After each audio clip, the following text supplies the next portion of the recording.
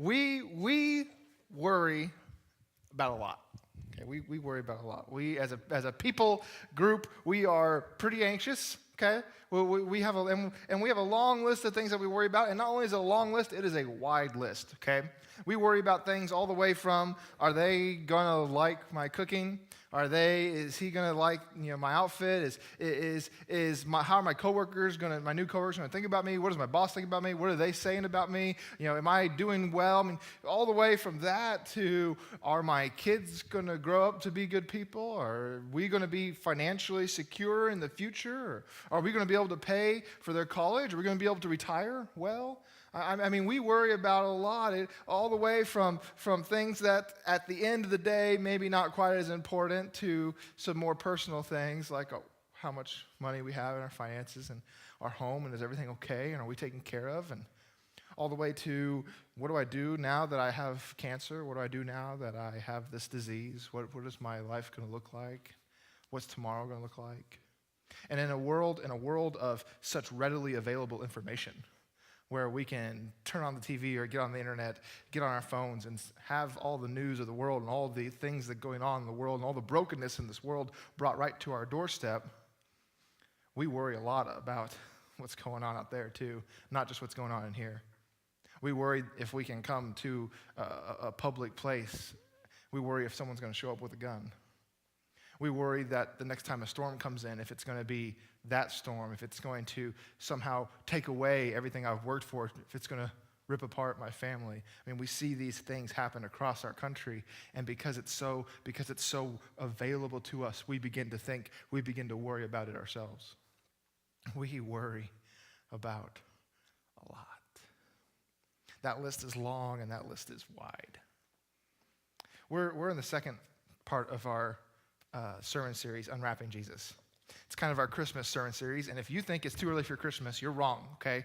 Because it's never too early for Christmas. Next year, we're going to start in July, all right? And we're going to go there, because I love Christmas, okay? I love Christmas. We're in our kind of Christmas series called Unwrapping Jesus, and we've been kind of talking about this idea that what is it that Jesus wants for us? What kind of life does Jesus want for us? And last week, we talked about this idea that somehow, somewhere along the way, I don't know who gave it to us, I don't know where we got it, but we get this idea that the kind of life Jesus wants for us is good for us, but we're not going to like it, okay? It's like taking medicine, It's like, this is good for you, I know, but I don't want to take it, That's the kind of life that Jesus wants. And we talked last week about how that's not at all the kind of life that Jesus wants to give you. That Jesus wants to give you a life that is abundant, that is above, beyond, that is more than anything that you thought possible. That's the kind of life that Jesus wants to give you. He wants to give you a life of more love, more peace, more contentment, more joy, more happiness. That's the kind of life that Jesus wants to give you. And last week we said, we asked the question, well, why don't more of us have it then? I mean, if Jesus, he's the guy who walked on water, he's the guy who fed 5,000 people with a couple loaves of bread and, a couple fish, why, if that's the guy who wants to give me this abundant life, why don't more of us have it?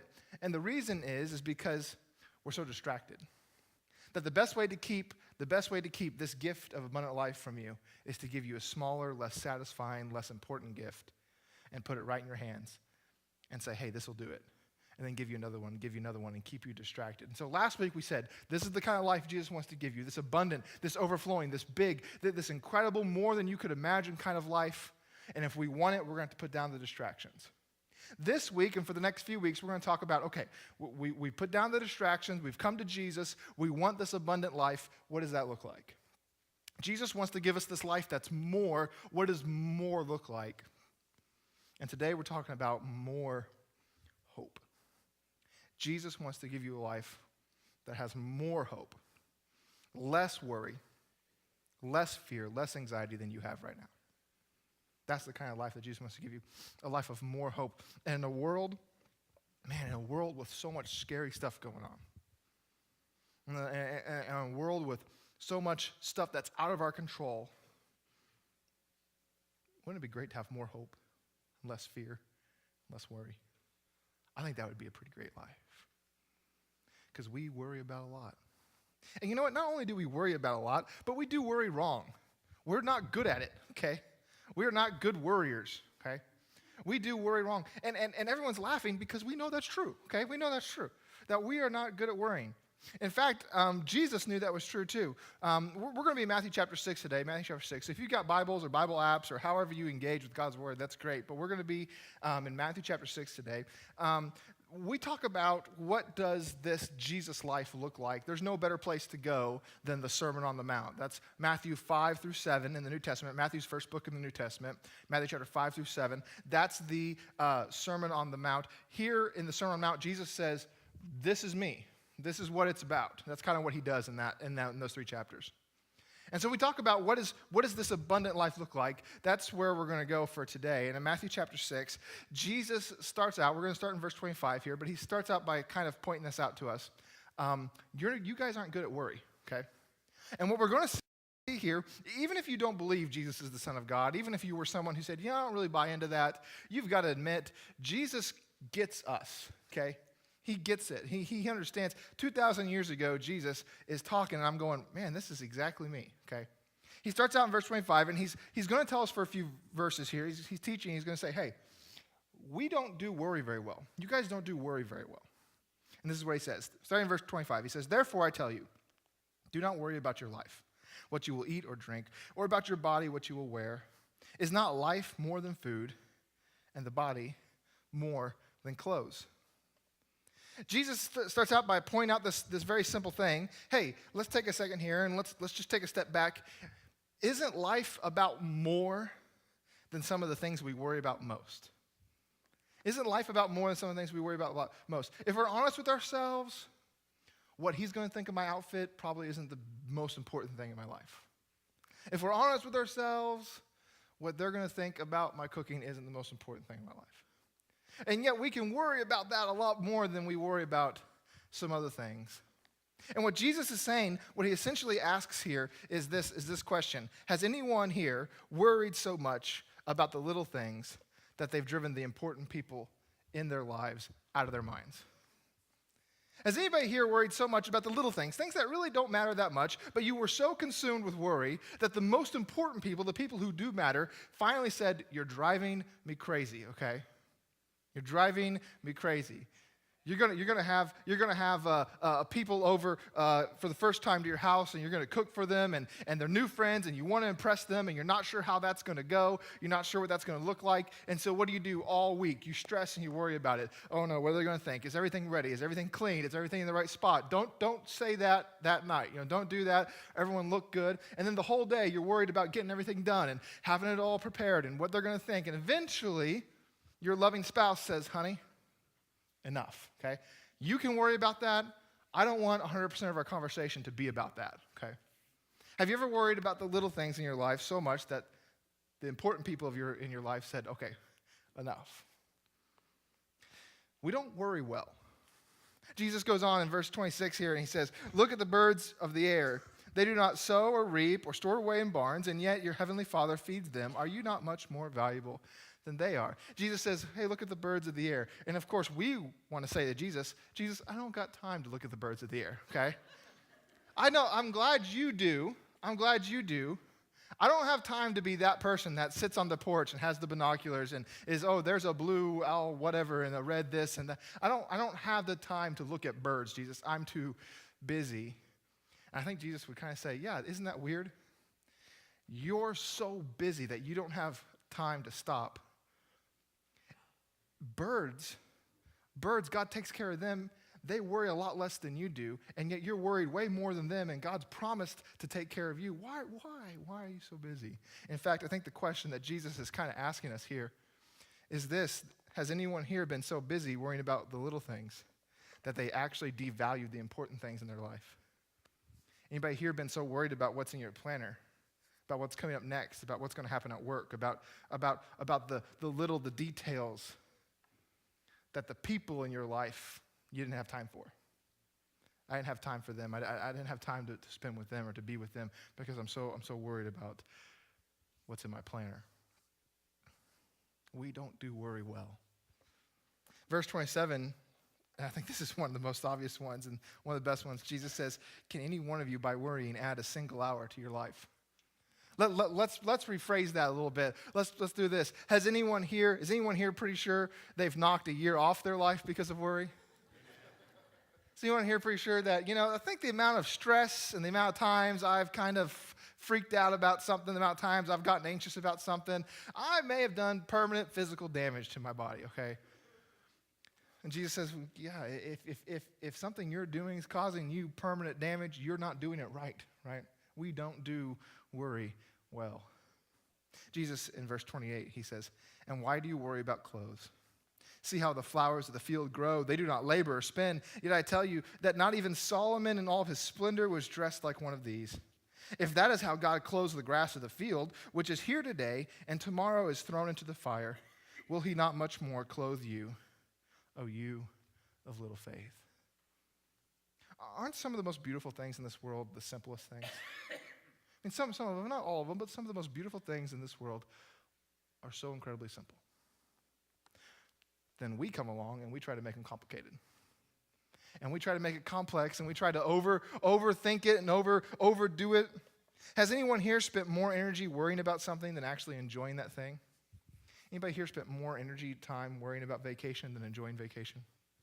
You're so, I got to get everything right. Everyone's got to be packed, and it's got to be all perfect, and got to check mark all the boxes, and I've got to hit all the right, stops, and we've got to make sure we go to all the events, and we've got to do it all right, and got to make sure everyone else is happy, and all of this goes into it, and you never actually enjoyed it.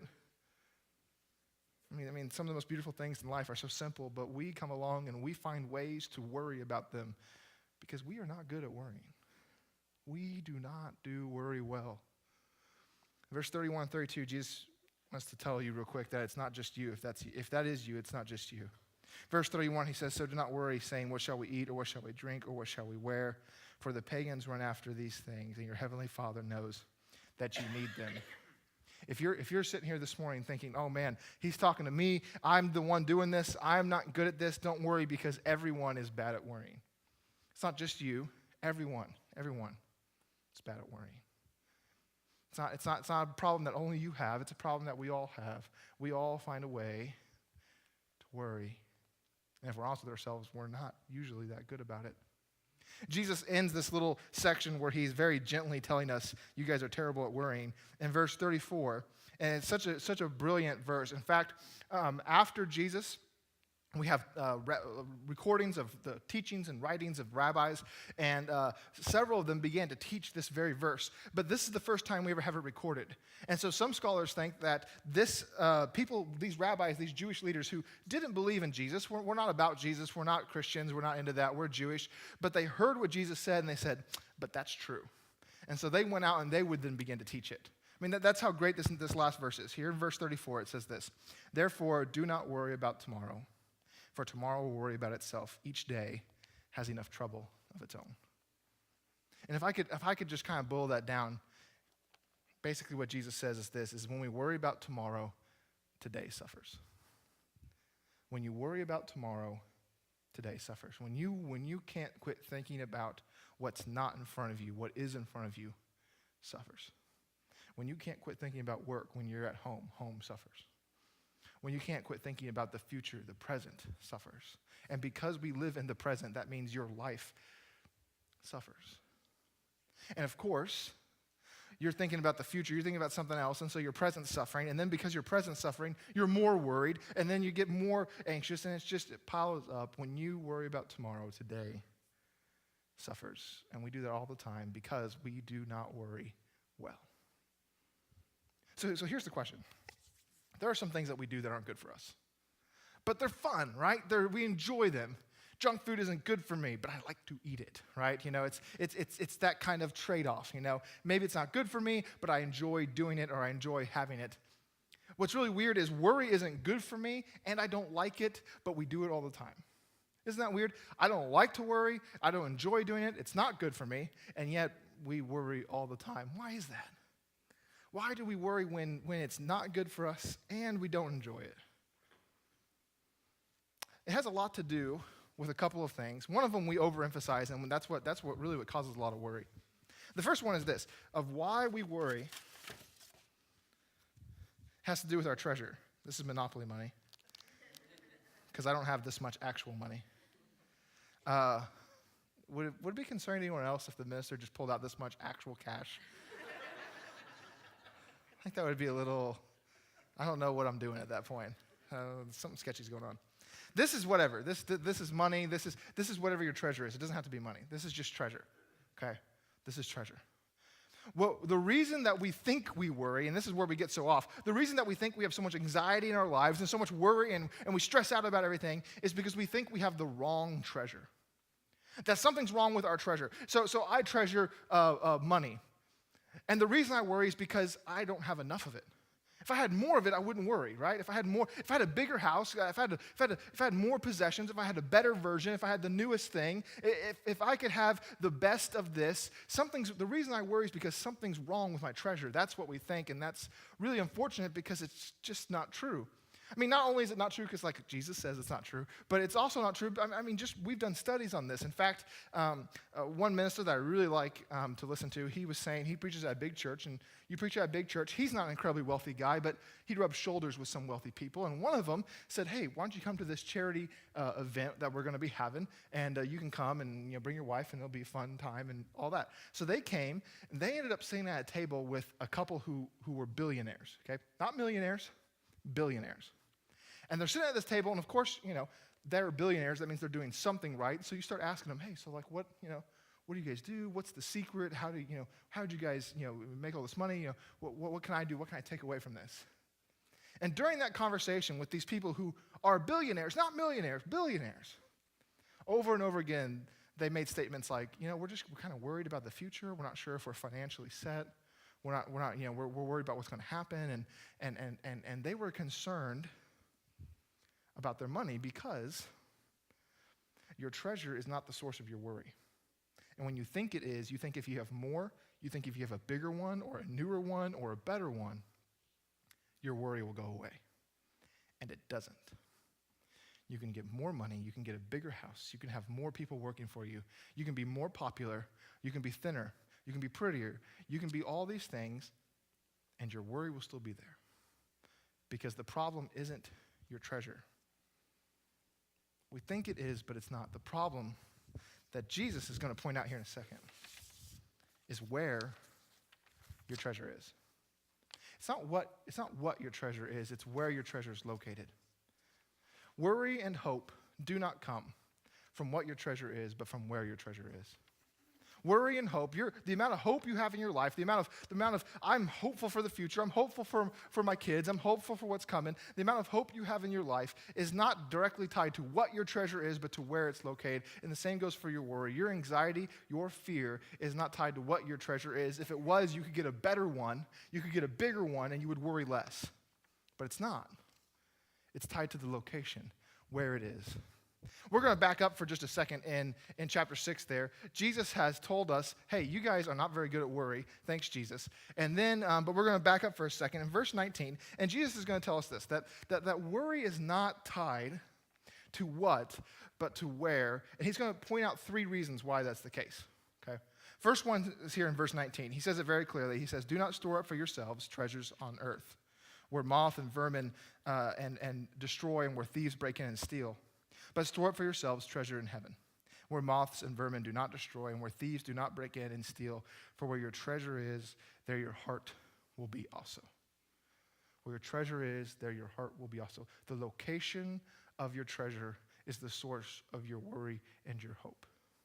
Now, that doesn't mean anything to anybody here. I understand that. That's why we're going to go on a little bit more here in a second. What I do want to say is this. When he says where your treasure is, there your heart will be, for us, the heart is kind of the source of our emotions, right? Valentine's Day, you've got pictures of hearts everywhere. They're not real hearts. They're the little 2, crescent things. Real hearts are gross. But you got pictures of hearts because hearts for us symbolically are the seat of our emotion. In Jesus' day, your splunkna, your guts, were the source of your emotion. Okay, in Jesus' day, the heart was the source of your willpower. Where your heart was, that was where your will was. That's where your body was pointed. That's where all the motion in your life was headed towards. Okay, that's where all the motion in your life was headed towards. And Jesus says you can either have your heart, your will, you can either point and orient your life towards here and right now. What I'm going to do today, what I'm going to do tonight, what I'm going to do tomorrow, what's going to happen right here, right now. Or you can orient your life to what God's going to do in the future. That's really what heaven means. Heaven, for some of us, we have this picture of heaven like it's an angelic choir singing for 1,000,000 years on a cloud somewhere. That's not what heaven meant for ancient Jewish people. Heaven for ancient Jewish people was God's going to come, he's going to fix this world, and it's going to be like the Garden of Eden again. It's going to be heaven. And Jesus says you can either have your treasure right here. What am I going to do tonight? What am I going to do tomorrow? What's surrounding me? Or you can have your treasure in what God's going to do. That's the start. That means nothing right now, but that's why Jesus is going to explain it. Where your treasure is, that's where your heart is. Verse 22, he says, the eye is the lamp of the body. If your eyes are healthy, your whole body will be full of light. But if your eyes are unhealthy, your whole body will be full of darkness. If then the light within you is darkness, how great is that darkness? Where your heart is, that's where your treasure is, that's where your heart is. Where your heart is, that's where your attention is. That's where your eyes are pointed. And Jesus says if you're constantly looking at, if you're focusing on something that's bad and negative and evil and worrisome, you're going to be worried. That's just the way it goes. But if you're focused on something that's good and wholesome and full of hope, then you're going to have hope. That's essentially what he's saying. Where your treasure is, that's where your heart is. Where your heart is, that's where your focus is. If your treasure is here on earth, your attention is here, and your attention doesn't have to be here for more than 2 seconds to realize this place is broken. It is scary. It is full of chaos. I don't know what's going to happen tomorrow. I don't know what's going to happen next week. And if this is the place where my treasure is, of course I'm worried. Of course I'm worried. I'm terrified. Because I don't know what's going to happen to it. I don't know what's going to happen to me. If this is where my treasure is, this is where my attention is, this is where my focus is, then yeah, I'm worried. Yeah, I'm worried. Because I don't know what's coming. I look around at this world and I realize that this world is broken and this is the place where my treasure is. Of course I'm full of anxiety. Of course I'm afraid. But if I've decided to follow Jesus, if I've said, Jesus, you know what? It doesn't work out when I do it myself. I'm going to follow you. You're going to be my treasure. We start looking towards what God's going to do. God, all over the Bible, Old and New Testament, God has promised that one day he's going to fix everything that's wrong. That there are wrongs with this world, not just bad things, but things that are wrong. You look at it and you go, that's not right. Something's wrong there. Something has happened that is fundamentally wrong. God said, that's your soul saying, something's wrong, something's off. I'm going to fix that one day. And if that's where our attention is, if that's where our treasure is, if that's where our focus is, of course you're going to have hope. Of course you're going to have hope. Where your treasure is, that's where your heart is. Where your heart is, that's where you're looking. And if you're looking at a broken world all the time, you're going to be terrified. You're going to be terrified. But if you're looking at heaven, if you're looking at God's going to do something, you're going to start to have hope. But Jesus doesn't end there. Where your treasure is, that's where your heart is. Where your heart is, that's where you're looking. But then he ends in verse 24 with this. He says, no one can serve two masters. Either you will hate the one and love the other, or you will be devoted to the one and despise the other. You cannot serve both God and money. Where your treasure is, that's where your heart is. That's where your focus, that's where your life is moving towards. And where you're moving towards, that's where you're looking. Your eyes are forward and you're always looking there. And wherever you're looking, that's where your energy is going. That's what Jesus means by service. You can't serve both God and money. You're going to either put your energies to one or the other. You're going to either do everything you can to accumulate as much stuff right now, or you're going to do everything you can for God and for the future. You can't do both. Wherever your treasure is, that's where your energy is going to go. If your treasure is right here on this earth, on this broken place, on this place where all this chaos is and the unknown is, what you're going to end up doing is you're going to do everything you can to protect your treasure. You're going to go, back off, this is mine. If your treasure's here on this earth where everything's upside down and who knows what could happen, you're going to do everything you can to protect it. And you're going to treat other people as if they're there to take it. And you're going to say, back off, this is mine. No one touch it. This is my slice of the pie. This is my corner of the earth. This is everything, everyone else is trying to get their own piece. This is my piece. Everyone stay away. You're going to act as selfishly as you can about your treasure because it is in a hostile environment. Now, I don't know about you, but that sounds like a life that's got quite a bit of fear and anxiety, tension, not something I want to be a part of. But if your treasure's in heaven, if your treasure's with God, if Jesus is your treasure, and that's where your attention, your focus is, guess what? I don't have to protect it. Go on, fight God. See how that happens. See how that goes. I don't have to protect it. God's got it. And if I don't have to protect my treasure, I'm not worried about it. You're worried about it. You're worried about what's going to happen to your retirement. You're worried about what's going to happen to your job. You're worried about what's going to happen to your home. You're worried about what's going to happen. You're worried about, I'm not. Guess why? Because my treasure's with God. All that can go away. Am I happy about that? No. Yeah, great. I lost my job. Wonderful. No, I'm not happy about that. But my treasure's with God. I don't have to worry about protecting it. And so instead of saying, back off, this is mine, I can say, why don't you come on in? I want to share with you. Why don't you come on in? I want to give to you. Why don't you come on in? I want you to be a part of my life. I want you to be a part of my home. I want to open up my home and my life and my family to you because I don't have to protect it. It's with God. And instead of saying, back off, this is mine, we can say, why don't you come on in? I don't know about you, but that sounds like a much better life to me. A life with a lot less worry and anxiety. A life with a lot more hope where we can say, hey, why don't you come inside? I want to share with you. Our worry is not caused by what we treasure. It's caused by where it's at. If our treasure is here, of course we're worried. Here is a scary place. But if our treasure was God, we've got nothing to be afraid of. You've got nothing to be afraid of. This is the life that Jesus wanted for you. Jesus wanted you to live a life without fear, where you are not afraid. And the only way to do that, it's not to get bigger and better stuff. You will always be afraid with bigger and better stuff. The only way to get rid of fear is to say, hey, Jesus, you got this. I'm done. I'm done being in charge. I'm done being in control. I'm done being, Jesus, you got this. My treasure's with you. You lead the way. That's the kind of life that Jesus wanted for you, a life without fear, a life full of hope. In fact, Jesus does a great job of summing it up in verse 33. He says this, but seek first his kingdom and his righteousness, and all of these things will be given to you as well. You want a life of more happiness, more peace, more joy, more hope. That's great. You should. I think all of us want that. Sometimes we try to go about getting it by getting more treasure. Jesus says, if you want that, if you want more hope and more joy and more love, you want to have a happy life, you can have that. I want you to have that. But instead of trying to get more treasure, why don't you come after me? Why don't you come follow me? And the rest of that will come along after that. Here's kind of the bottom line.